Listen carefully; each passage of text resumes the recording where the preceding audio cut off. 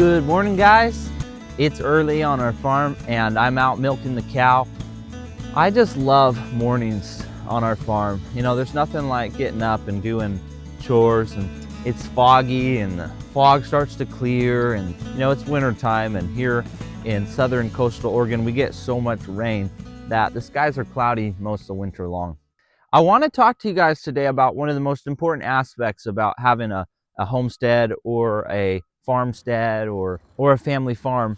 There's so much that can be said for what types of animals you should have and how you should use your property. Maybe you have a little bit of property and you have to be pretty choosy about the way you use it.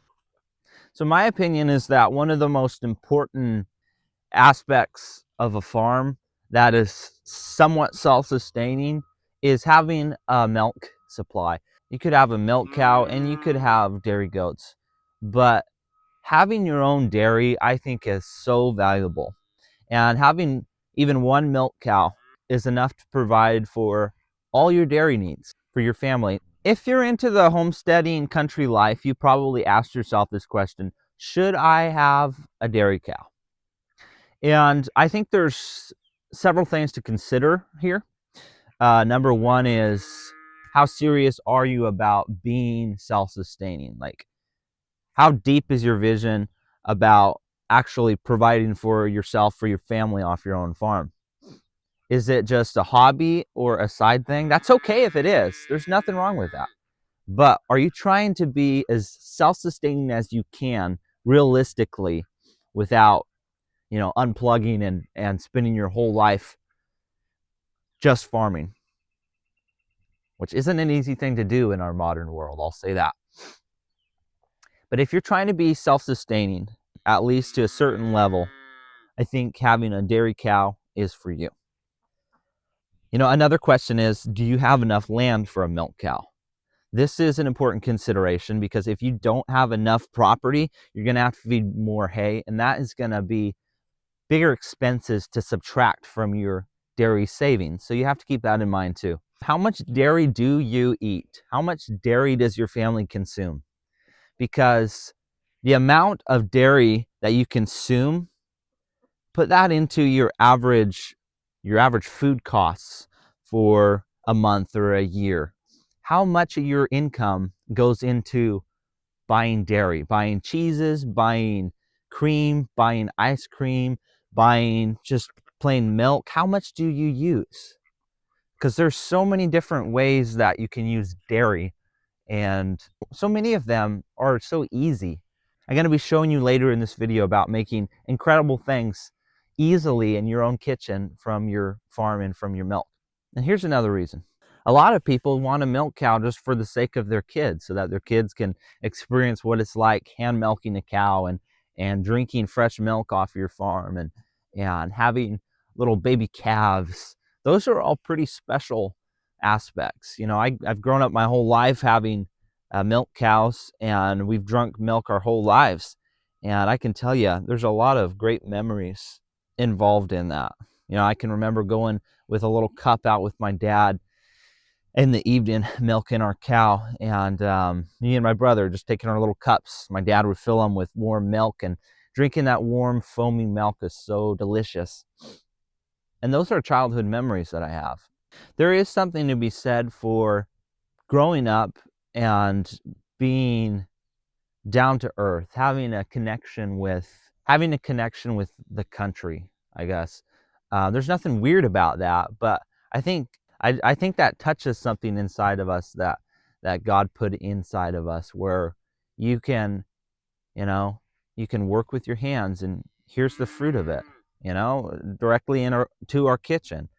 And I think too, you learn so many valuable lessons. You learn stewardship, and you learn patience, and you learn to have to think about so many aspects of it. And the reward is pretty great. So if I was to venture to answer your question, should you own a dairy cow? Here's a few of the questions to ask. Number one, how serious are you about being self-sustaining? Number two, do you have the property for it to be realistic?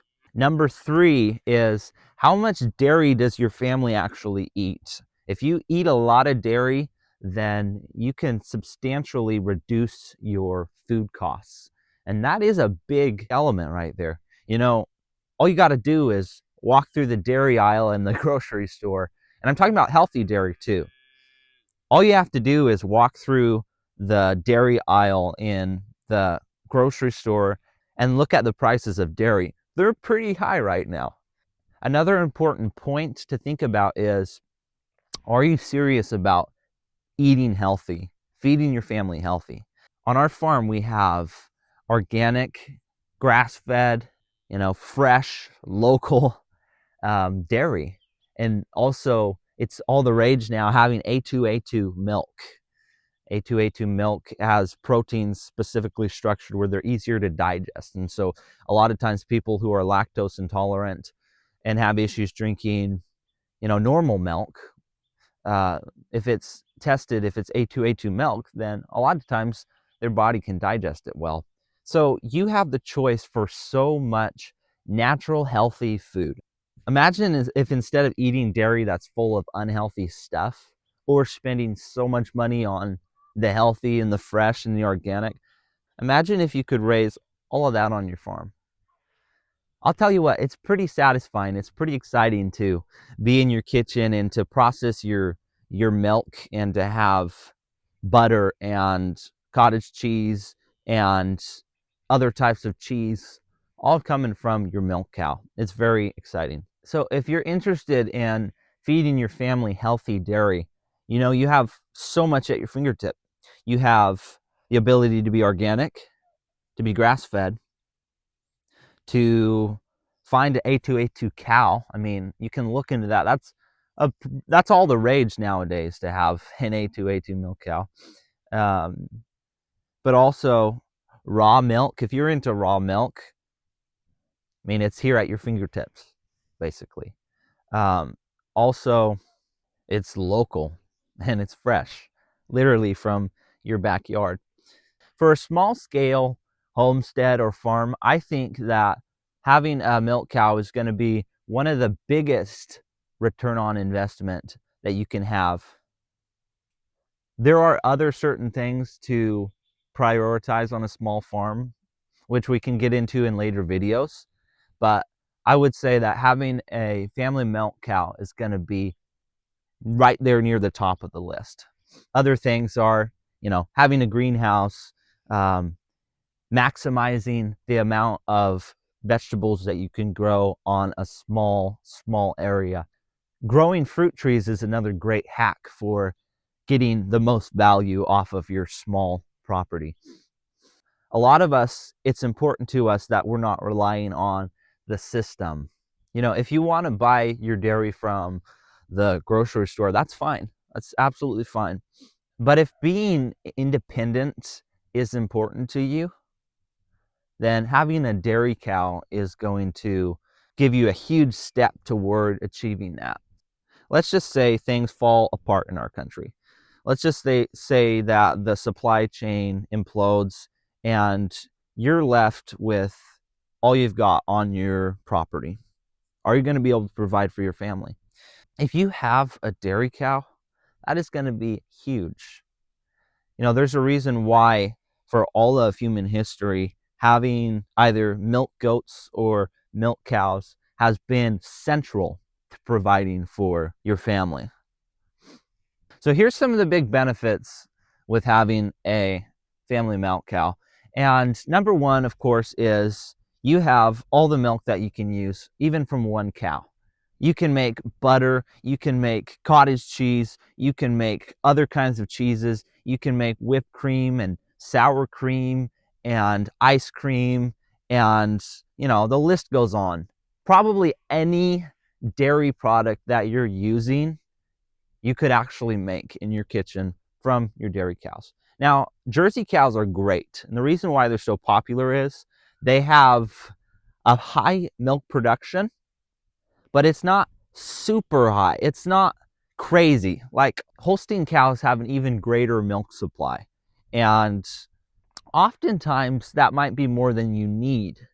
So that's one of the reasons why Jerseys are so popular amongst farmers. Another reason is because they have a very high butter fat, which means that there's a lot of cream, and that's richer milk. And you can use that cream for so many things. You know, butter comes from cream. Ice cream comes from cream. I know that sounds obvious, right? But Jerseys are well suited for a small farm, that's for sure. A couple more pros with having a family milk cow is you're not going to have to be tied down constantly. I know a lot of you guys might think, well, don't I have to milk every day? Yes and no. Now, here's how it typically looks. You have your calf, and then right at first, your cow has a ton of milk, and the calf, its tummy's too small to drink all of that milk. So you do have to milk. You have to be there faithfully. You should do it twice a day for, I don't know, a few weeks to a month until the calf is old enough that is drinking a lot of the milk. And that all depends on how big your calf is and how much milk your cow's producing. But basically, you need to make sure your cow's milked out every day. Now, after your calf is a few months old, it's going to get to the point where it can drink all of the milk. And at that point, you've got it so much easier because you can leave your cow and your calf out together in the field. Your calf is drinking all the milk. Your calf is doing your job, basically, keeping the mama cow in full production. But once you need milk, you can just go out, separate your cow and calf into different fields, and 12 hours later, your cow is ready to milk. That's kind of the system I'm in right now. I am milking quite often, but not every day. And if I need to go somewhere, if I need to scale back from my farm chores for whatever reason, I'm just going to leave my cow and my calf together. There's aspects of this that are very convenient too. Nowadays, with artificial insemination, you don't even have to have a bull. You can just have the guy come out and breed your cow. 9 months later, you have a calf on the ground. And you can have the breeder breed beef into your Jersey. And then if you want to, you can raise this calf and then have beef in the freezer for your family. So thinking about the long term, it's not just about dairy either. You can have a calf born every year. In a couple years, you've got beef for your family. So basically, with one dairy cow, getting it bred every year, you can keep it milking most of the year long, dry it up right before it calves, and then you begin the whole milking process over again. And you can have beef every year, and you can have dairy 9 months out of the year. Depending on your state that you live in, you could also potentially sell milk. In Oregon, for example, there are some pretty tight regulations, but they do allow you to sell milk off of your farm, raw milk. You can take advantage of that depending on what the laws in your state are and if there is a market for raw milk in your area. There's so much value. There's the value of the dairy. There's the value of the beef from the calves each year. And there's potentially value of selling milk should you decide to do that, and should you have the market for that raw milk in your area. Oh, it's cold. Oh, standing here, it's cold. Come on, son, rise faster. Some things for you guys to think about. We're living in a time where a lot of people are starting to look back to the land. What's becoming valuable to a lot of people, especially young people, is the thought of, man, being self-sustaining. If I just owned some property, I could raise food. I could raise dairy and meat and vegetables and fruit. All those things are awesome. I think the less dependence on the system is better. I think that the more dependent people are on something, the more easily they can be controlled, right? Because who holds the keys to that? There's something to think about. I think, too, the skills of farming is one of the most valuable things you can instill into your kids and into the next generation. Honestly, when you forget how to grow food and produce food, I think you're in a bad spot.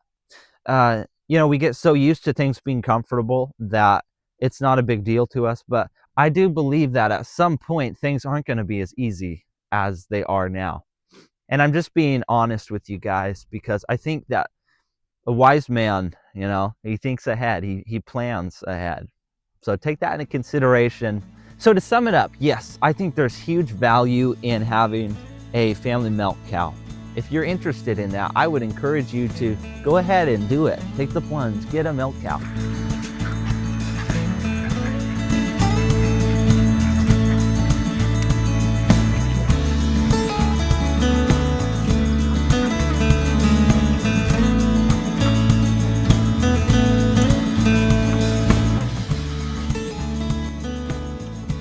One thing to really think about is, are you able to milk a cow by hand? This is something that's really cool to do, and if you're willing to learn how, it's going to be a little bit of a job, but it's a great skill to have. If you can't milk the cow by hand, then you'll want to invest in a milking machine. These days you can buy a small scale milk machine pretty affordably.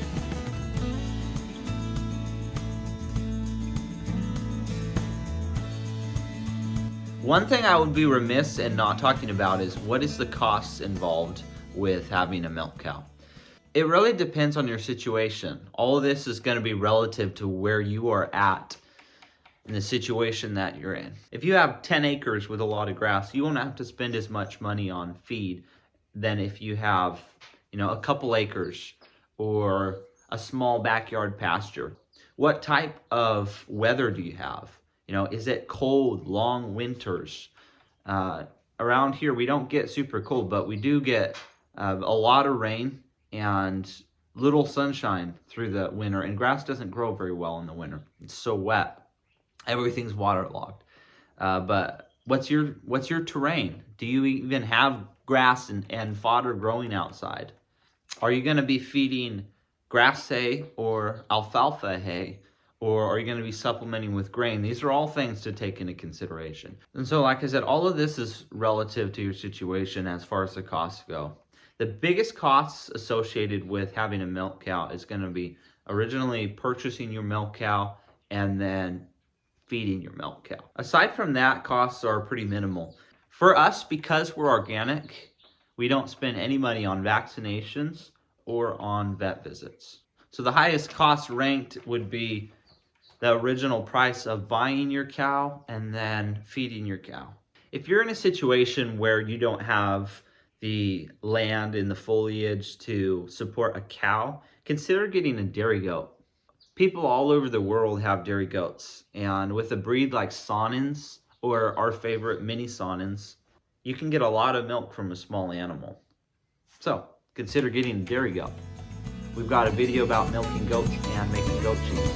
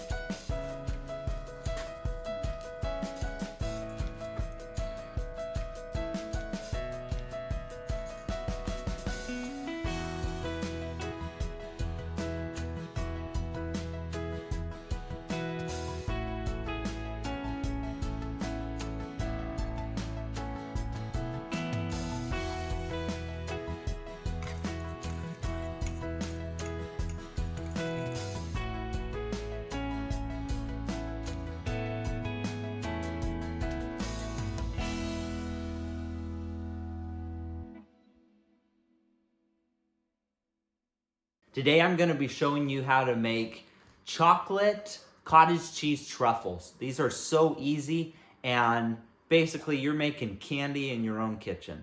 These are easy to make, they're delicious, and they're also healthy, so you can't beat that. And we're going to be using cottage cheese from our own farm, our own milk cow. So this is an easy process. We're going to be using our food processor machine. So first we're going to put cottage cheese, maple syrup, almond butter, and vanilla into the food processor. Once that's blended smooth, we're going to add coconut flour and cocoa powder. There's a cup of cottage cheese. Here's half a cup of almond butter.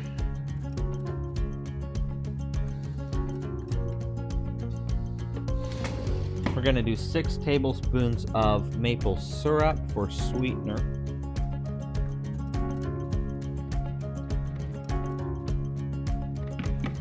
I like my candy sweet. And then 2 teaspoons of vanilla.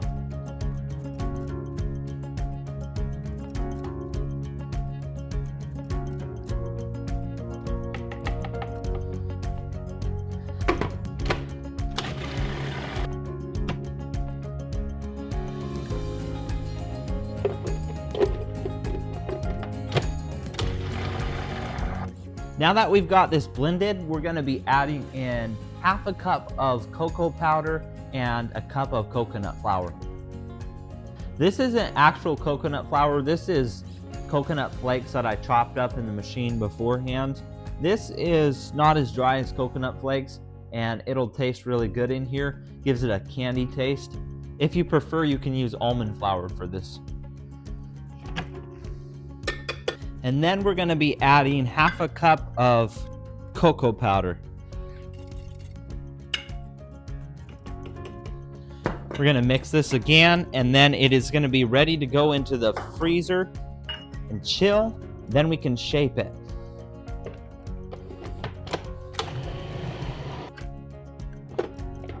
Oh, this is going to be so good.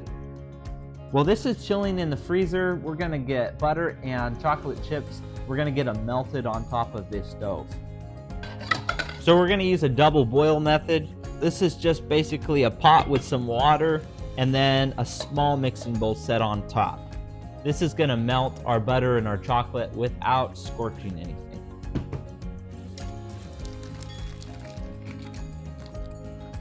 We're going to use 1.5 cups of chocolate chips and 3 tablespoons of butter for the chocolate glaze.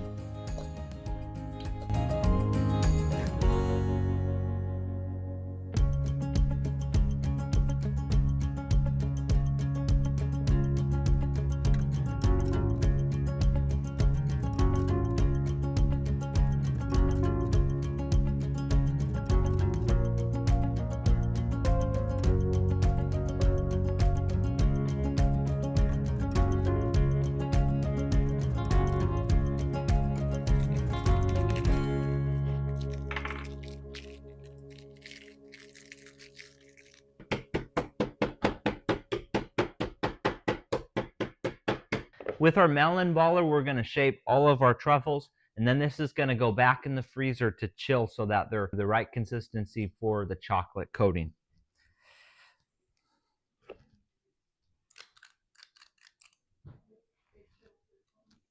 During this process, it's quite important that we keep the truffles chilled so that they will shape correctly and so that they'll come out of the scoop without being too sticky.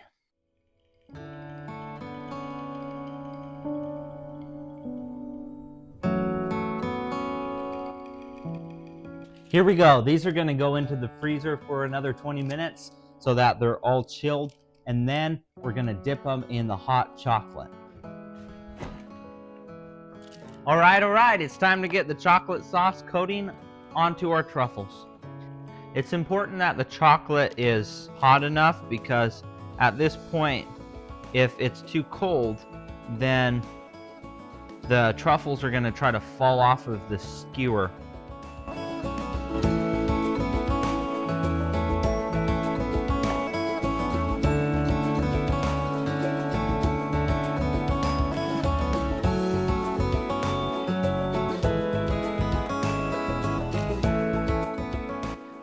Maybe give it a little bit of a spin to get excess chocolate off.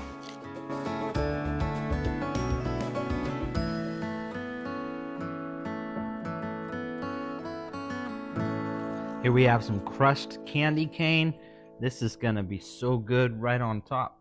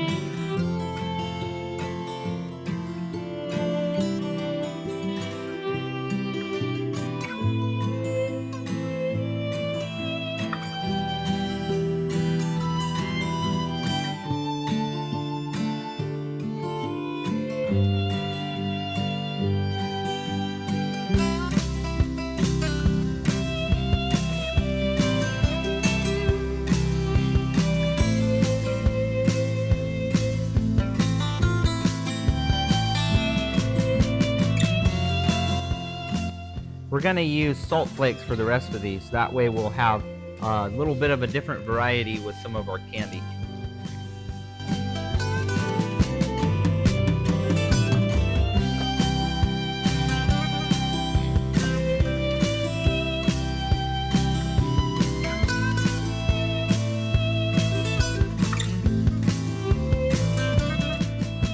All right, these look gorgeous. They're gonna go in the freezer one last time to chill so that the chocolate solidifies on the outside, and then they're finished.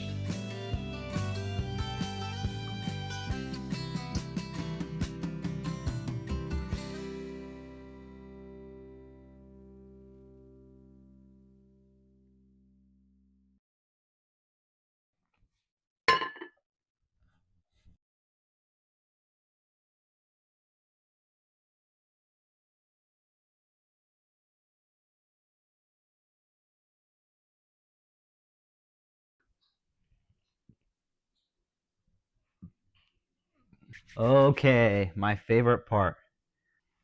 So we have the peppermint and the salt. Honestly, I think the peppermint is probably my favorite, but they're both so good, it's hard to say. Mmm.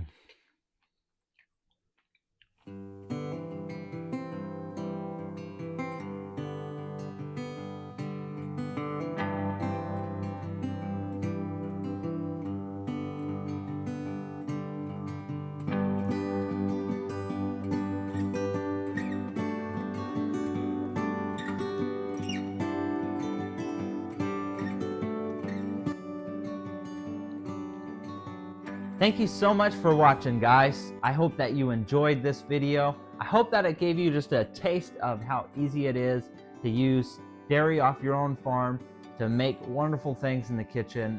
If you're not already subscribed, please consider hitting the subscribe button. Make sure you hit the little bell too so that you'll see our future videos in your feed. And until next time, take care, guys.